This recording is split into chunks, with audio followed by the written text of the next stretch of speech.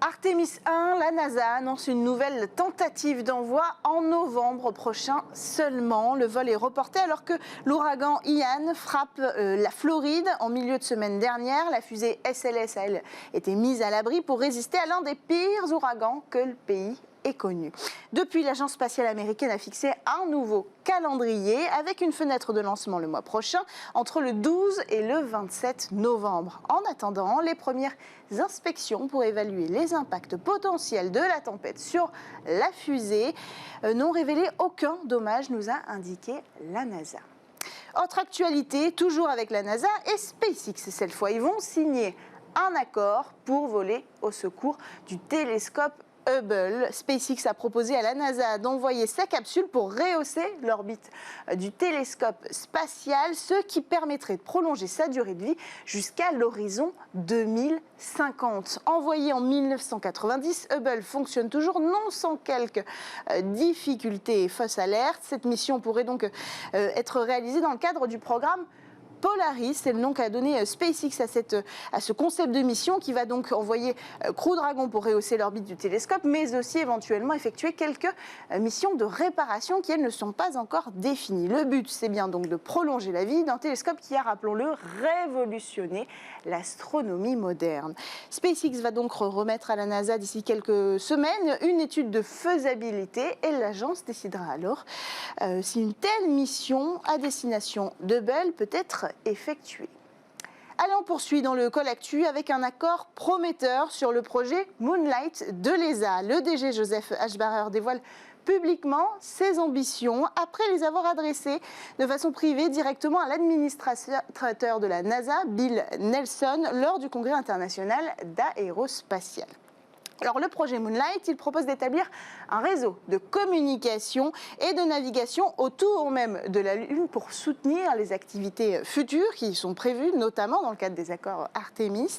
L'objectif pour l'Europe est d'intégrer ce projet aux accords Artemis afin de négocier des places supplémentaires. Toujours cette question d'échange de bons proposés, négocier des places supplémentaires pour les astronautes européens sur le projet lunaire. Mais cela reste évidemment à négocier avec la NASA et surtout à financer, car le projet Moonlight fait partie des nombreux projets qui devront trouver un financement lors de la conférence ministérielle du 22 novembre prochain, conférence pendant laquelle on votera le budget de l'ESA.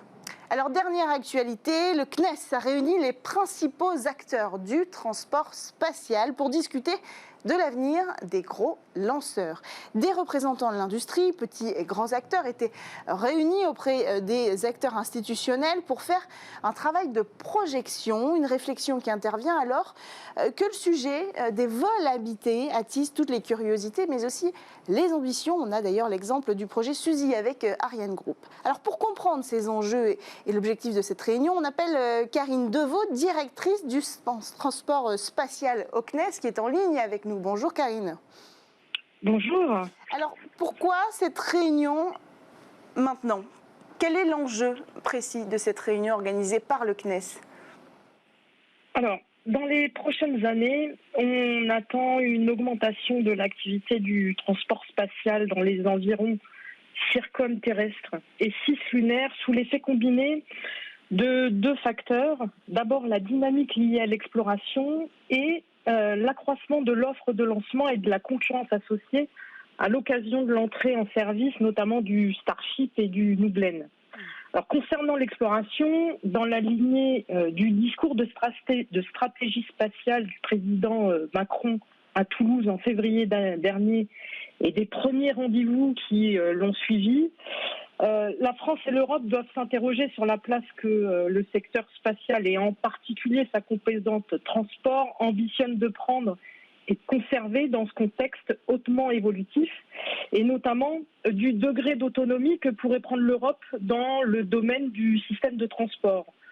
Associé à ça, il ne vous a pas échappé la signature des accords Artemis en juin dernier par la France, faisant de la France le 20e pays à s'associer au programme d'exploration spatiale impulsé par les États-Unis.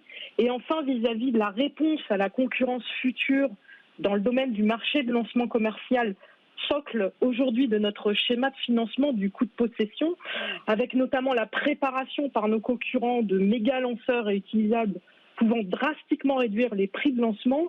Tout ça nous a incité à réfléchir d'ores et déjà à la préparation des prochaines ruptures pour les futurs systèmes de lancement européens.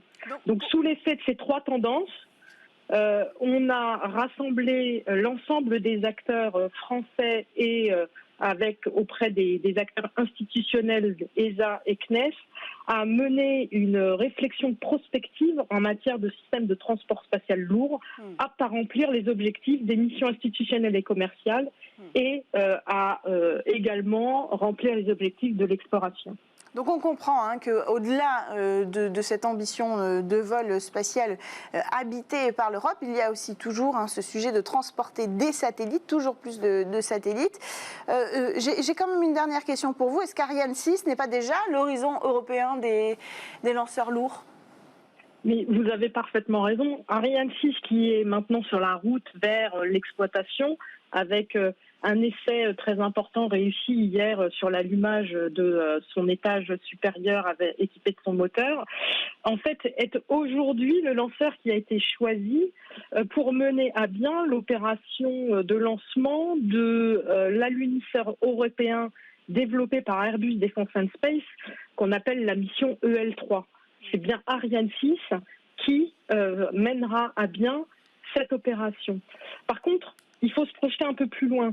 Dans l'évolution et la dynamique que l'on observe sur les missions envisagées autour de l'exploration, certaines pourraient nécessiter des capacités beaucoup plus lourdes que ce que nous sommes capables de faire aujourd'hui avec les systèmes de lancement européens. Et donc, ça nécessitera une version de croissance plus importante que ce qui est aujourd'hui envisagé dans l'évolution normale du lanceur Ariane 6. Merci beaucoup Karine Deveau, directrice du transport spatial au CNES, d'avoir pris le temps de répondre à notre call actuel. Et on poursuit avec le Space Talk sur Bismart.